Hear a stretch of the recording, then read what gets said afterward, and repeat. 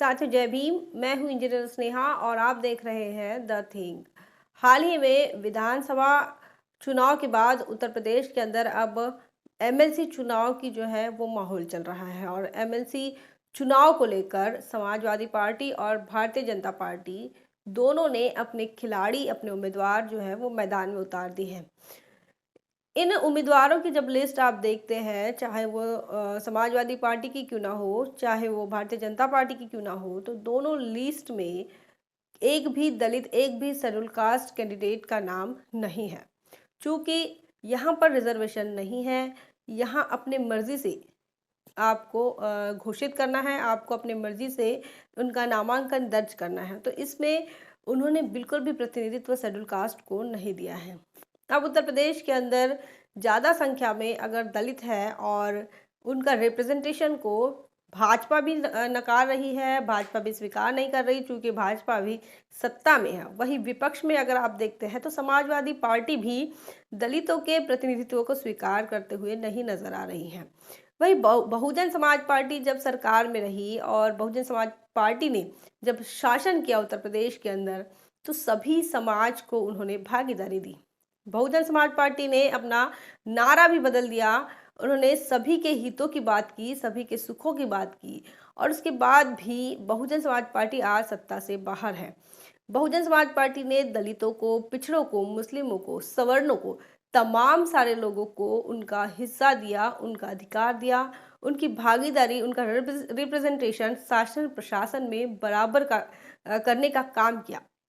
वही बात अगर आप भारतीय जनता पार्टी में देखें या समाजवादी पार्टी में देखें, तो पिछले विधानसभा चुनाव में काफ़ी नाटक जो है भारतीय जनता पार्टी की तरफ से होता है, समाजवादी पार्टी की तरफ से होता है कि दोनों के दोनों जो है वो दलित हितैषी हैं। और इतना ही नहीं तो अखिलेश यादव पंचशील ध्वज जो है वो उसका गमछा गले में पहनकर भी भाषण दिए हैं। तो इस प्रकार दलितों को लुभावने के लिए काफ़ी सारे हथकंडे समाजवादी पार्टी ने अपनाई, काफ़ी सारे हथकंडे भारतीय जनता पार्टी ने अपनाई। लेकिन होता क्या है, जब रिप्रेजेंटेशन देने की बात आती है तो कोई भी उन्हें रिप्रेजेंटेशन नहीं देता है। एक भी दलित उम्मीदवार, एक भी दलित कैंडिडेट ना समाजवादी पार्टी ने दिए हैं 36 में से, और ना ही भारतीय जनता पार्टी ने दिए हैं।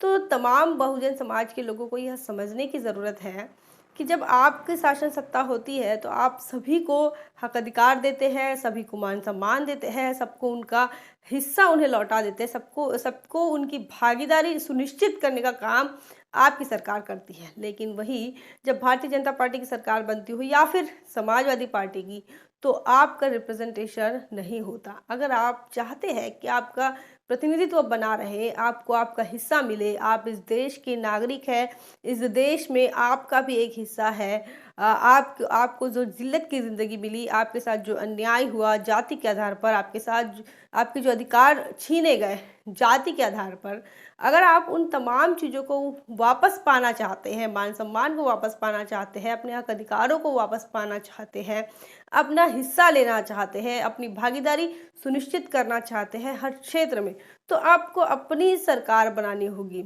जब आप किसी और की सरकार बनाते हैं, चाहे वो भारतीय जनता पार्टी की हो, चाहे वो समाजवादी पार्टी की हो, वो वोट तो बटोर लेते हैं लेकिन आपको आपका हिस्सा नहीं देते हैं।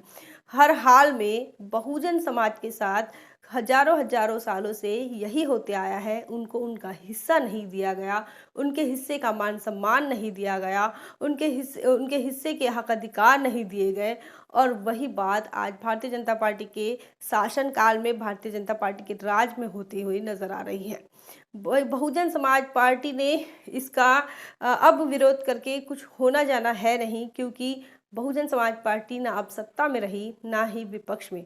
और इसीलिए अब बहुजन समाज को खुद ही यह समझना होगा कि अगर अपनी शासन सत्ता लानी है तो अपनी पार्टी को मजबूत करना पड़ता है, और अगर आप ऐसा करते हैं तो ही ये बात बनती है, नहीं तो नहीं बनती।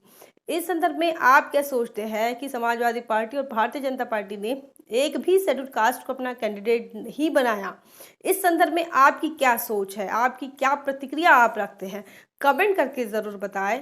बने रहे द थिंग पर। जय भीम, जय भारत। बहुजन विचारधारा को घर घर तक पहुंचाने के लिए हमारे YouTube चैनल को सब्सक्राइब करें, लाइक करें, कमेंट करें, शेयर करें और बेल आइकन की घंटी दबाना ना भूलें।